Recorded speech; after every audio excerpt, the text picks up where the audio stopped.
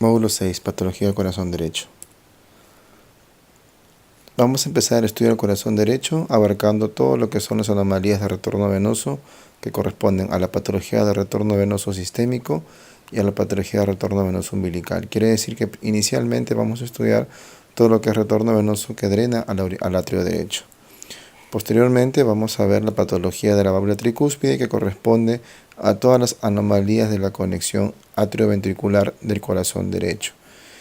Entre ellas vamos a ver estenosis tricúspide, atresia tricúspide, displasia de la válvula tricúspide, anomalía de Epstein y el strading de la válvula tricúspide. Luego vamos a evaluar todo lo que corresponde a las anomalías del tracto de salida del ventrículo derecho, quiere decir a la válvula pulmonar y a la arteria pulmonar, toda la patología que corresponde a estas estructuras anatómicas, vale decir estenosis pulmonar, atresia pulmonar y además cierre precoz del ductus arterial.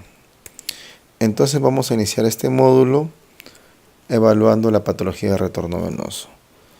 Hay que recordar cuáles son las venas del corazón fetal una vez pasado el desarrollo embriológico. En este caso nos interesa más que todo el retorno venoso del corazón derecho. Ya hemos visto en el capítulo anterior todo lo que son las anomalías de retorno venoso de la aurícula izquierda. Hemos visto la patología de las conexiones anómalas de las arterias pulmonares que se clasifican en totales y parciales, y en este módulo vamos a abarcar la patología de retorno venoso de la aurícula derecha. Y como sabemos, en la aurícula derecha drenan las dos venas cavas, tanto la vena cava superior, como pueden ver en el gráfico, que recorre y trae la sangre de la porción craneal del feto, y la vena cava inferior, que trae el retorno venoso de la porción caudal del feto. Además, aquí hay que resaltar, y vamos a ver en el siguiente gráfico, unos vasos que también van a llegar al atrio derecho, que son los vasos umbilicales, quiere decir específicamente el ductus venoso. Entonces, vamos a complementar este gráfico, ¿no?, en el cual nosotros podemos evaluar el retorno venoso de la aurícula derecha. Repito, vena cava superior, vena cava inferior, y además vamos a ver lo que deriva, los vasos que derivan de la vena umbilical, en este caso la patología del ductus venoso.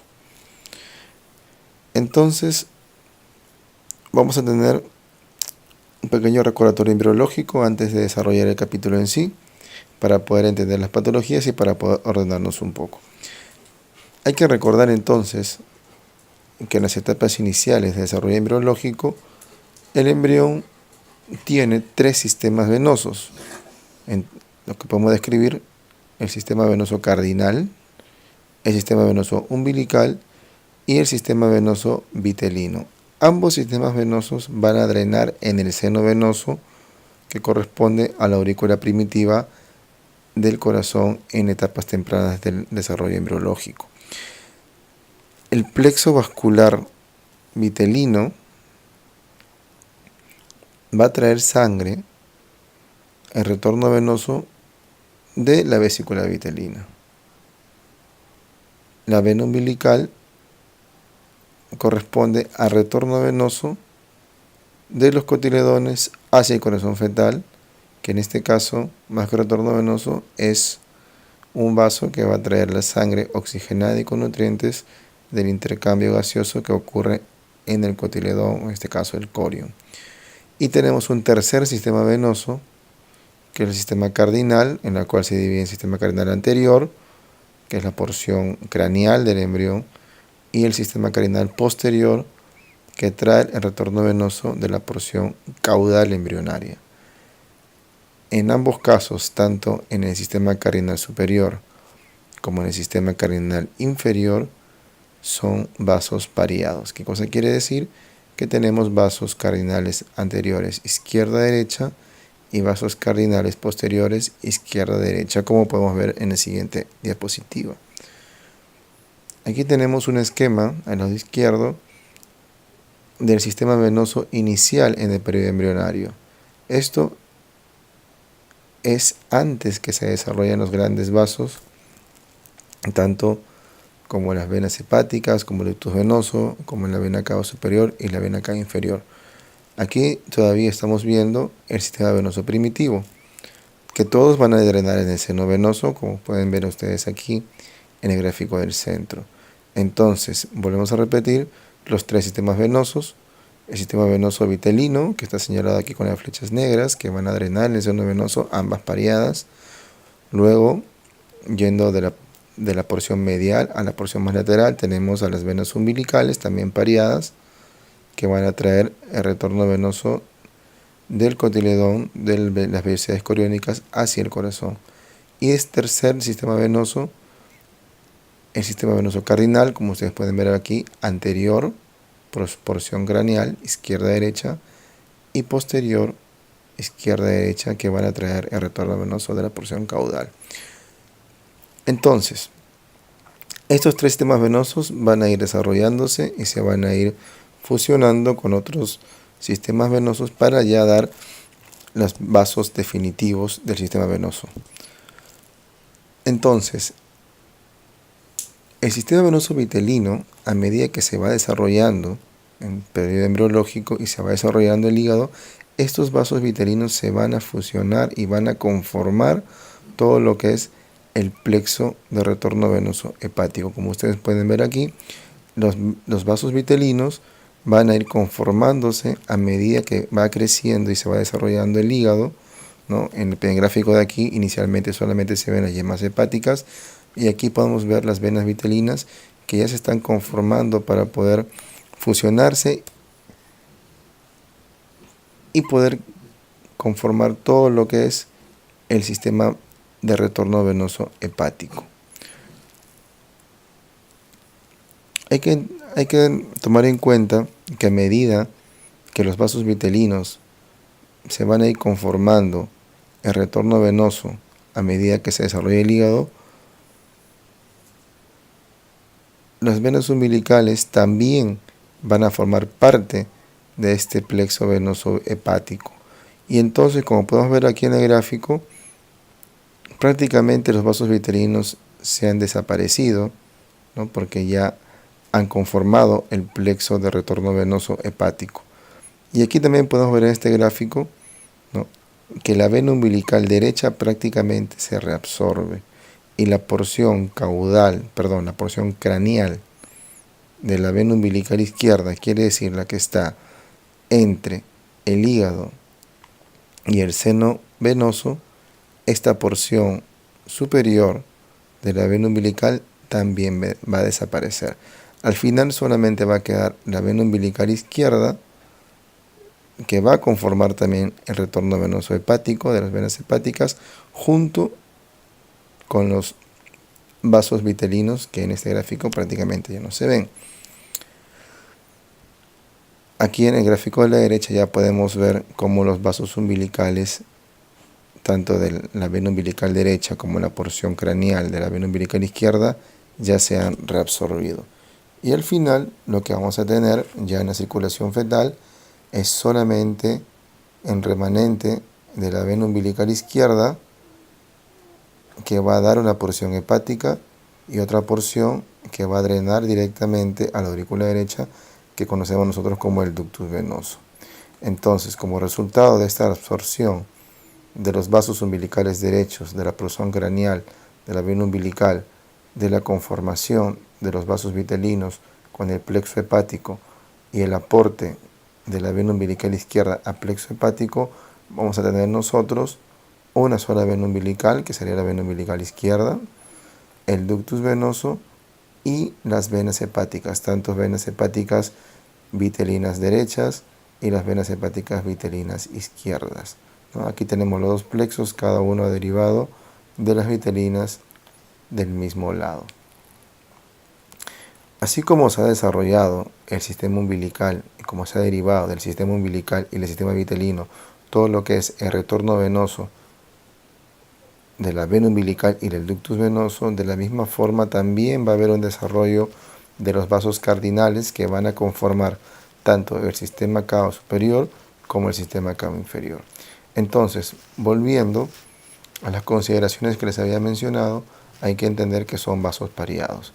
Ya hemos visto en las diapositivas previas cómo se han desconformado y cómo se han reabsorbido las venas umbilicales y los vasos vitelinos para conformar el ductus venoso. Ahora vamos a ver cómo estos pares de vasos cardinales superiores e inferiores van a conformar el sistema cava superior y el sistema cava inferior. Vamos a empezar por la parte craneal. Entonces tenemos aquí las venas cardinales anteriores, una derecha y una izquierda. Sin embargo, a medida que se desarrolla, se va dando el desarrollo embriológico, va a haber una conexión entre ambos vasos, ¿no? Y la conexión va a ser de izquierda a derecha a través de este vaso que se conoce como vena innominada. Esto va a dar como resultado que prácticamente la vena cardinal anterior izquierda se va a reabsorber y solamente va a persistir la vena cardinal anterior del lado derecho, que luego va a conformar la vena cava superior. Y la vena innominada va a conformar todo lo que es el retorno venoso brachiocefálico del lado izquierdo. Entonces, aquí nosotros podemos ver cuál es el desarrollo embriológico de la vena cava superior, que solamente se conforma de la vena cardinal anterior del lado derecho.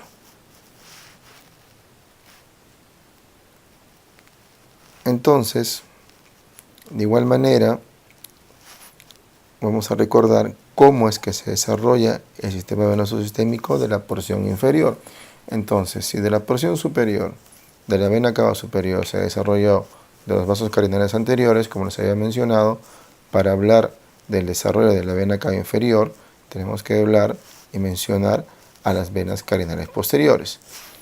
Sin embargo, a medida que va llegando más o menos al día 40 de desarrollo embriológico, estos vasos cardinales, tanto el izquierdo como el derecho, van a desaparecer, se van a reabsorber. Entonces, la vena cava inferior se va a conformar por los siguientes vasos.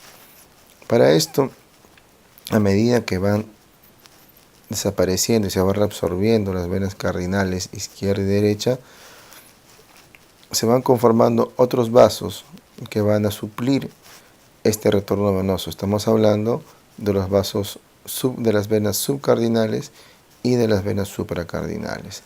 Los vasos subcardinales al final son los que van a conformar la vena cava inferior, ¿no? Quiere decir que es la porción hepática de la vena cava inferior, en la cual está conformado por tres partes. La primera parte es el segmento renal de la vena cava inferior, el segundo segmento es la vena renal izquierda y la vena gonadal izquierda. Esto va a conformar los vasos subcardinales que posteriormente van a dar el segmento hepático de la vena cava inferior.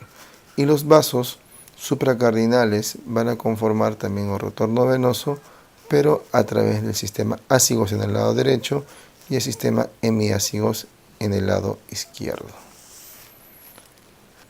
Patología de retorno venoso. Anomalías de la vena cava superior. Recordando brevemente la embriología de la vena cava superior, habíamos dicho que esto deriva de las venas cardinales anteriores, ¿no? Y que existían dos, la vena cardinal anterior izquierda y la vena cardinal anterior derecha, que cuando se desarrolla y cuando se comunican a través de un vaso que se conoce como vena innominada, toda la porción de la vena cardinal anterior izquierda va a reabsorberse y solamente va a quedar la porción derecha que va a conformar la vena cava superior.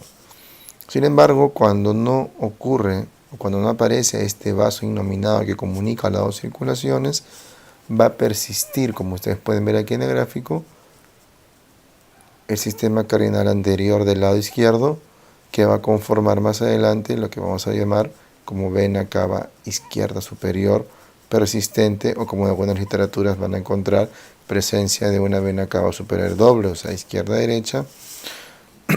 Como recordamos, esta es la patología más frecuente del drenaje venoso anómalo. Generalmente vamos a encontrarlo como una patología aislada, o con una incidencia más aproximadamente de 1 por cada 300 recién nacidos vivos. Sin embargo, Cuando es aislada, la prevalencia es muy baja, menos del 1%, como pueden ver aquí, de 0.3 a 0.5% la prevalencia cuando es aislado, pero en el contexto de cardiopatías congénitas, esta prevalencia, esta incidencia de la vena cava izquierda superior puede llegar incluso hasta un 8%. Esta vena cava superior izquierda, ¿no?, se puede clasificar según cómo es el mecanismo de drenaje en el corazón. La primera forma, el primer fenotipo, es la vena cava superior izquierda que drena en la aurícula derecha a través del seno coronario. Después tenemos la vena cava superior izquierda que drena la aurícula izquierda también a través del defecto coronario, a través de un defecto en el seno coronario que vamos a ver más adelante. Luego la vena cava superior izquierda que drena directamente en el techo de la aurícula izquierda, o la vena cava superior izquierda que va a drenar en las venas pulmonares izquierda. Entonces, tenemos diferentes lugares de drenaje de esta vena cava superior izquierda. Recuerden que es un vaso patológico que normalmente no tiene un drenaje definitivo, por eso es que podemos ver diferentes reparos anatómicos en el cual va a haber drenaje anómalo de este vaso aberrante. Se dice que está asociado a aneuploidías, ¿no? Las series son controversiales, hay algunas series más actuales que no han demostrado que incremente el riesgo de aneuploidías, pero lo que sí tenemos que rescatar es que es un marcador importante, es un marcador ecográfico importante de cardiopatías congénitas. Recuerden que hasta casi un 10% de las cardiopatías congénitas están asociadas a una vena cava izquierda superior persistente. Entonces, cuando nosotros encontramos ecográficamente este hallazgo, tenemos que entender y tenemos que indicarle una ecocardiografía a este paciente porque tiene alto riesgo de tener ciertas cardiopatías congénitas, sobre todo las que están relacionadas con la obstrucción del tracto de salida del ventrículo izquierdo, las anomalías conotruncales y los defectos septales atrioventriculares, sobre todo en el contexto de un síndrome de heterotaxia. Entonces aquí tenemos el esquema en el lado izquierdo, cómo sería la vena cava superior en variantes anatómicas normales, ¿no? Hay una reabsorción prácticamente del lado izquierdo de la vena carinaria anterior, pero cuando no ocurre esta absorción podemos ver prácticamente aquí las dos venas cavas, ¿no? Y como podemos ver aquí, el drenaje a la aurícula a la aurícula derecha a través del seno coronario. Entonces, si nosotros trazáramos una línea en las cuatro cámaras, vamos a encontrar entonces un vaso adicional cerca a la aurícula izquierda. Entonces, ese va a ser el punto clave para el diagnóstico. Vamos a ver el siguiente video, es un video de un corazón en cuatro cámaras, ¿no?, que ustedes pueden ver aquí. Nos está señalando la flecha amarilla. Dentro de la aurícula izquierda estamos viendo una imagen circular que corresponde a un vaso que normalmente no está posicionado en la aurícula izquierda. Cuando nosotros vamos a seguir esta imagen circular, cuando seguimos esta imagen circular podemos ver que en el plano del seno coronario este vaso prácticamente va a desembocar en el seno coronario, que lo encontramos dilatado. Entonces estamos haciendo el diagnóstico de un vaso que está posicionado hacia el lado izquierdo del corazón, de forma más precisa en la aurícula izquierda, que al hacer el seguimiento caudal podemos observar que drena en el seno coronario de la aurícula derecha. Diagnóstico de una vena cava izquierda superior persistente. Aquí tenemos otras imágenes.